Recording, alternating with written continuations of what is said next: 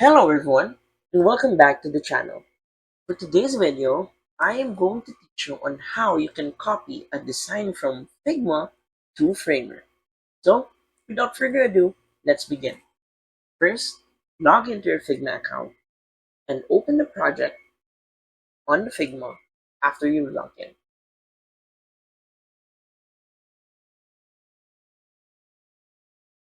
After that, you need to select the slide or the template or all the items that you want to copy from Figma to Framer. Let's have this as an example. As you can see, I've selected this template right here.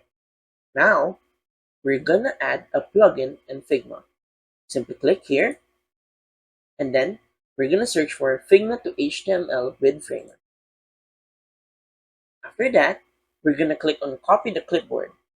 Please keep in mind the items that you want to copy must be selected before clicking on this.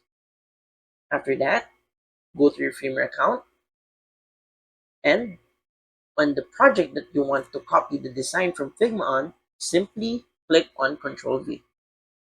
Wait for a few seconds, and that's it. So, if you find this video helpful, please don't forget to click like, share, and subscribe to the channel for more helpful video tutorials. See you in the next video. Bye!